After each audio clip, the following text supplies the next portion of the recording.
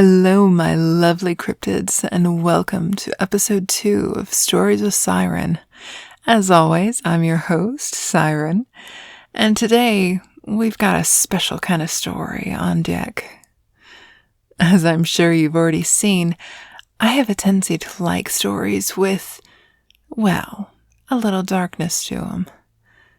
Occasionally that's in a little bit of manipulation, and sometimes simply the psychological horror that comes with twisting someone around your little finger.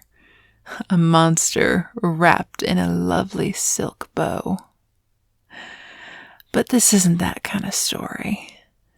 Instead, this is the kind of story that's a little bit different. As far as psychological horror goes, this is one that'll linger for a while, like the slow burn of alcohol or your favorite pepper. It's the kind that preys on your mind for some time to come. And that is the most delicious kind of all.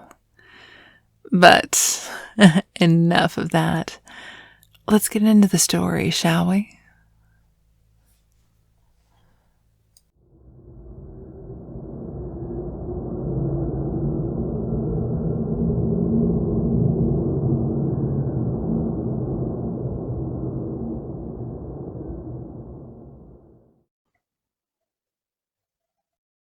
Appalachian Gothic. The roads are barren and dusty, and though the mountain looms in the distance, it looks like it has not rained here for years. The grass is yellow-green and dry, and all the crops you pass look like their owners have given up on them. The fences are made of wire and wooden stumps, no doubt an effort to keep the starving foxes and stray dogs out of the livestock pens. There isn't much livestock left. The people in this town are kind, if reserved. You are greeted thrice by an elderly woman with amnesia, and played the banjo by her toothless husband.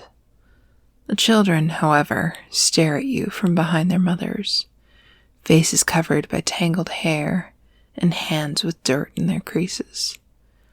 They never stop looking. At night, the wind whistles through the crumbling houses and caravans, whispering things that you can't quite understand. It almost sounds human.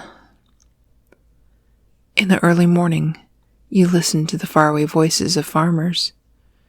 You can't hear them quite enough, but you pick out words.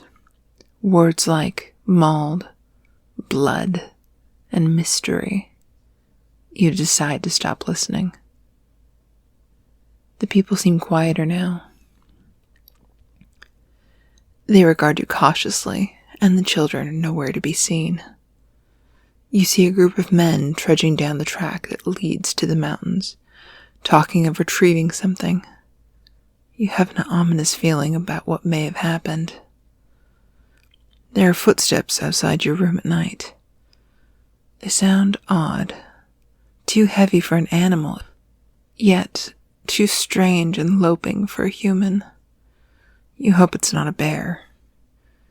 Then you remember that black bears are the only kind of bear in the region, and they live in the mountains. The mountains are so far away. What is walking around out there? There's a barren well in the center of town. No one goes near it. You do. Once. And you smell something horrid. What's down there? You don't want to know.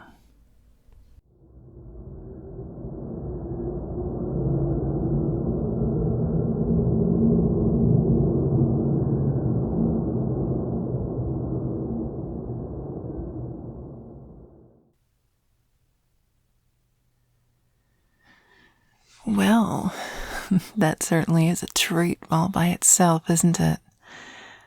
I love that kind of dark psychological horror that just sits in the back of your mind, playing with your emotions, playing on your fears, asking those questions that you want answered, but you don't dare get the answer to.